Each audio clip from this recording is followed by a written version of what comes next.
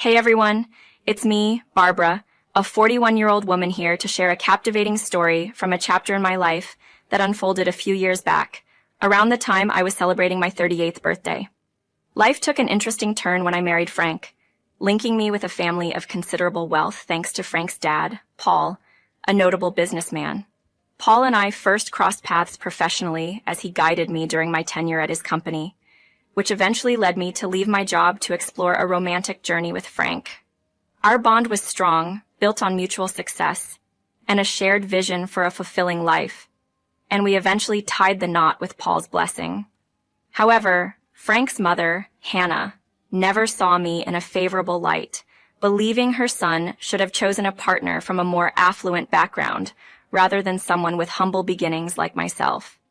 Despite her cold demeanor and elitist attitude, I chose not to confront her to avoid any discord. Unfortunately, keeping the peace didn't spare me from future conflicts. The situation escalated when I decided to quit my job, a decision that Hannah and Frank scrutinized harshly. They couldn't understand why I would leave a prominent position that was on the verge of an upgrade. Frank, the company was overworking me to the point of physical and mental exhaustion. You've seen the toll it took on me these past few years. It was imperative for me to step back, I tried to explain, only to be met with accusations of lacking ambition and resilience. Paul, ever the voice of reason, defended my decision, urging them to be more understanding and supportive. Despite his intervention, their critical views resurfaced whenever he was not present. Believe me, my last job was detrimental to my well-being, a fact even my therapist was deeply concerned about. Leaving was not a matter of choice, but necessity. While I was in between jobs and seeking new opportunities, my husband and mother-in-law showcased their disapproval once again by excluding me from Paul's retirement party, citing my current unemployment as a source of embarrassment for the family. This incident laid bare their shallow perspective and lack of empathy towards my situation. We can't have you overshadowing the event. It's a significant day for my father, and we don't want the chatter to revolve around Paul's unemployed daughter-in-law. The focus should remain on his achievements, not be diluted by gossip concerning you. I had hoped to be present to support Paul, as he's been a guide to me, and I consider myself part of his family too. However, it seems I'm being sidelined. Oh, come on. The last thing we need is for you to make a spectacle of yourself at the retirement celebration. If you had any dignity, you'd volunteer to sit this one out. Don't dare tarnish our esteemed reputation by showing up, they admonished. Barbara, do you actually agree with this? I questioned Frank, seeking his stance. Absolutely, Frank concurred with his mother. Nobody wants a failure at such a prestigious event. Consider this your final warning. Stay away. I was dumbfounded by their cruelty. The disdain from my husband and mother-in-law was palpable. They expressed shame in having me as part of the family. Frank's transformation into someone I barely recognized was a deep cut, exacerbating the situation to unbearable levels.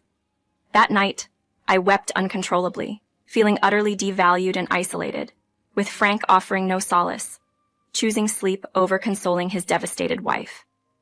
My mental well-being, already fragile, was pushed to the brink. It was a night steeped in despair, one of the darkest periods of my existence.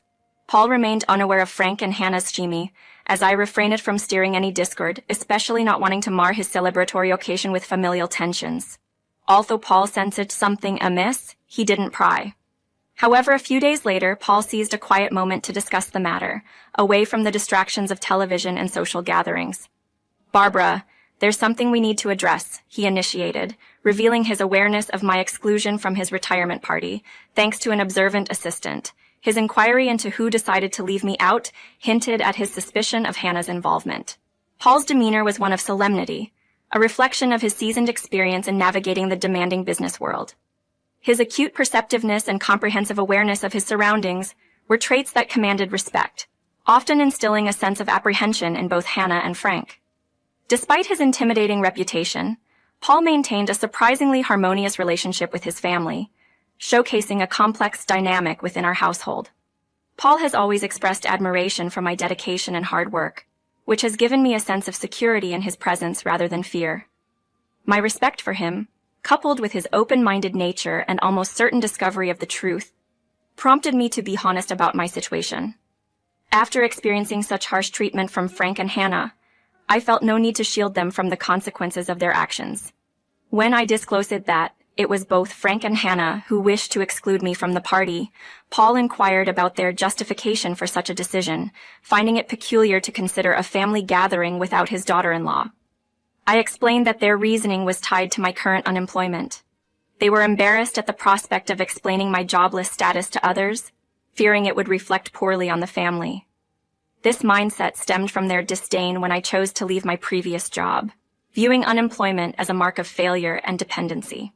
Paul appeared surprised by this revelation, mirroring the disbelief I initially felt upon hearing their bizarre rationale. Frank and Hannah's elitist attitude and derogatory views on those without employment were already known to me, as they had directly labeled me as a loser and a freeloader. Paul remembered their earlier objection to my resignation and expressed his dismay at their continued elitism, particularly noting how out of character this was for Frank, who had grown increasingly arrogant and materialistic over time. He lamented over where he might have gone wrong with Frank, to which I responded that it wasn't necessarily Paul's fault. Frank's transformation could be attributed to his constant association with similarly minded individuals and his penchant for ostentation, suggesting a deep-seated need to maintain a facade of success and superiority. Paul's observations hit me with a harsh dose of reality. For years, I had noticed Frank drifting further into an unsettling pattern of behavior, his sense of entitlement growing increasingly intolerable. Despite my efforts to expand his worldview and challenge his prejudiced perspectives, he remained unyieldingly arrogant, a trait seemingly nurtured by his mother's approval. Following my departure from a taxing job, Frank's demeanor shifted drastically, his once respectful treatment of me devolving to outright disdain, as if I were insignificant. Paul's blunt question about my satisfaction with my marriage forced me to confront the truth I had been avoiding. My relationship with Frank was far from what I had envisioned for myself. I confessed to Paul that since leaving my job, Frank had become unrecognizable, diminishing my worth as an individual and bombarding me with derogatory labels such as lazy, loser, and even gold digger.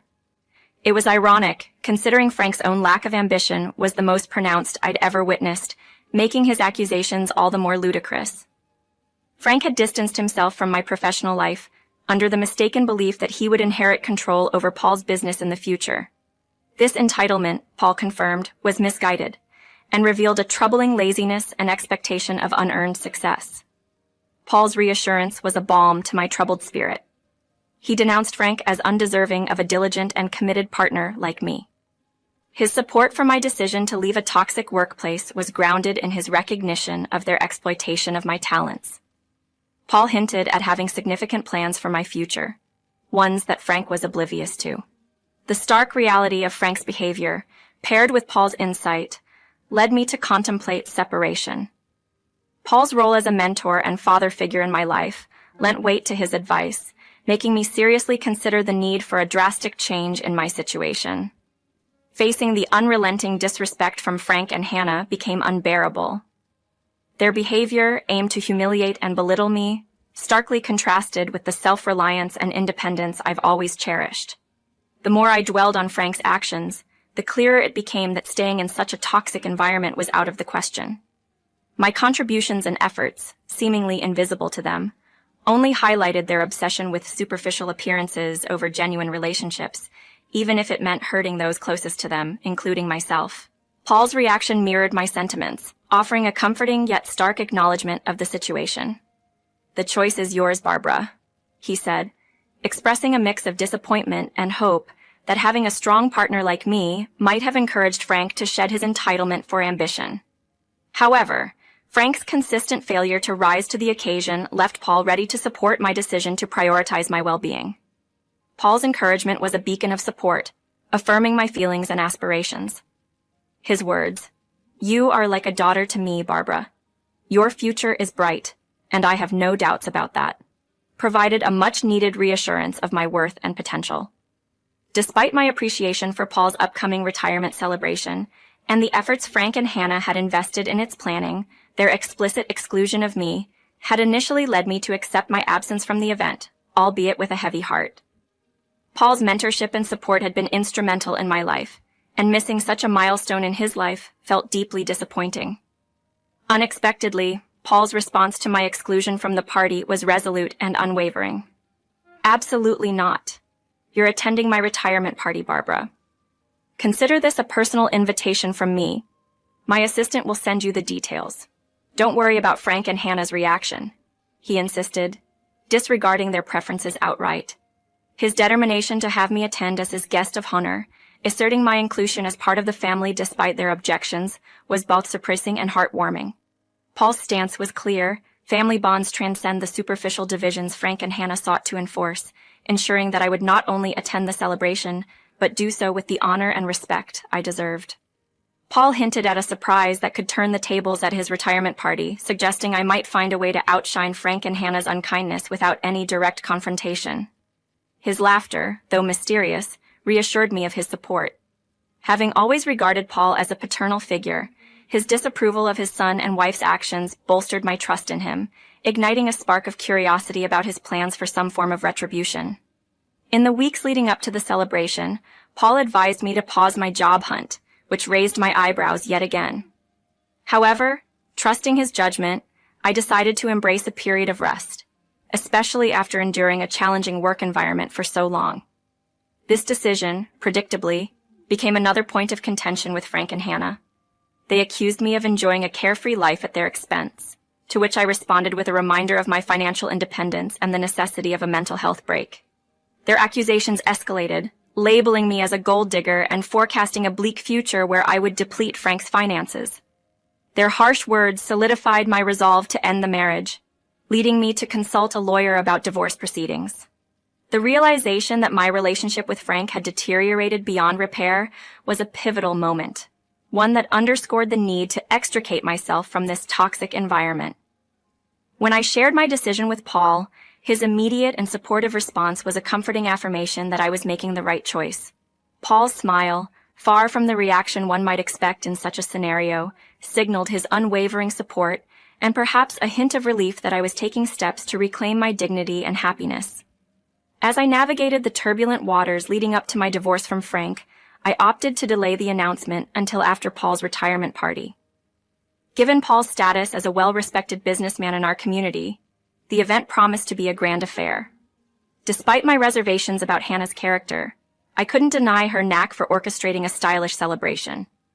Frank and Hannah, assuming I would comply with their wishes, left early with Paul, likely fabricating some excuse for my absence.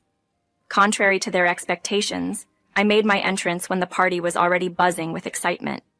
Frank and Hannah's irritation was palpable upon seeing me. Their attempt to confront and dismiss me was abruptly halted by Paul's authoritative voice. He publicly welcomed me, much to their dismay, claiming I was the evening's guest of honor, a detail that caught everyone off guard, especially since Frank and Hannah had been so adamant about my non-attendance. Their feeble attempt to insist I was unwell and needed to leave was quickly overshadowed by Paul's assertion of my well-being and the importance of my presence. He revealed, much to everyone's surprise, that he had personally invited me, highlighting the discourtesy of Frank and Hannah's exclusion. Paul's announcement that I was the guest of honor not only spotlighted their deceit, but also their failure to sideline me from the family's milestone event. Frank and Hannah's panic was evident as they realized Paul was fully aware of their scheming, and his smile did little to mask his displeasure. Hannah's attempt to smooth over the situation with a nervous smile and a hasty explanation only underscored their desperation to salvage their standing in Paul's eyes. The unfolding drama made it clear that despite their efforts to diminish my role in the family, Paul's support and recognition of me remained unwavering. In the midst of a heated exchange, Paul decisively cut through Frank and Hannah's objections about my presence at the party, emphasizing my status as his honored guest regardless of my employment situation. Despite their protests that my lack of a job and dwindling finances made me unfit to mingle with their elite guests, Paul was unstayed, hinting at a solution to the very problem they lamented. Without missing a beat, Paul seized the moment to address the gathered crowd, his announcement ready to upend the evening's dynamics. The anticipation was palpable, with all eyes on us, especially Frank and Hannah's, whose nervousness betrayed their uncertainty about Paul's intentions. Their anxiety was well-founded, for Paul was about to reveal a decision that would drastically alter the course of our lives. In a grand gesture fitting of his career's climax, Paul announced his retirement from the CEO position of his company, a role he had cherished and excelled in for years. The question of his successor, which had been the subject of much speculation, was finally answered in a move that stunned everyone present. Paul named me, Barbara, as the next CEO, entrusting me with the legacy and future of his company. The room erupted in a mixture of gasps and applause, a testament to Paul's unexpected but bold decision. I stood there, shocked and overwhelmed by the enormity of what Paul had just announced. This explained his insistence on my attendance and his cryptic hints about Frank's impending comeuppance. By declaring me his successor in front of his esteemed colleagues and rivals, Paul made a powerful statement about his faith in my capabilities and vision for the company's future. Frank's reaction was one of disbelief and outrage. He protested loudly, unable to accept that the position he presumed would be his was being passed to me. Paul, however, remained unyielding, challenging Frank's entitlement and criticizing his work ethic and interpersonal skills within the company. The revelation not only served as a dramatic twist to the evening, but also as a turning point, marking the beginning of a new era for the company and a profound change in my personal and professional life. Paul's declaration that I would inherit half of his shares, with Frank and Hannah sharing the remainder, was a moment of utter disbelief for me. This move not only ensured that Frank could never hold a majority stake, but also cemented my role in steering the company's future. Paul's actions spoke volumes about his confidence in my abilities and his disappointment in Frank's lack of merit. Frank and Hannah's reaction to Paul's announcement bordered on hysteria, with Frank insisting that, as Paul's son, he was entitled to the entirety of Paul's shares. Paul, however, stood firm, emphasizing that family ties alone did not justify inheriting his life's work, especially when Frank had shown no real aptitude or dedication. He believed I possessed the qualities of a capable CEO, unwilling to entrust his company to someone he viewed as undeserving. Frank's plea for me to reject Paul's decision was met with my reminder that, ironically, I was now gainfully employed, thereby addressing their previous criticisms of my unemployment. Paul's amusement at my retort and his display of the legal documents confirming his decision left no room for doubt about his intentions. Frank and Hannah, overwhelmed by emotions, found themselves silenced by Paul's rebuke for attempting to mar the celebration with their objections. The conflict escalated upon our return home, with Frank and Hannah attempting to persuade me to decline the CEO position. Paul's support for my stance and his criticism of their entitled behavior underscored the divide between their expectations and the reality Paul envisioned for his company and legacy.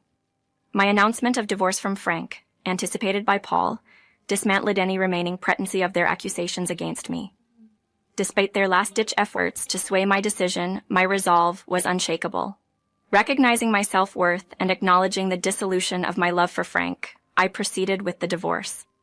Paul's own relationship with Hannah appeared irreparable, as he too contemplated a life apart from her.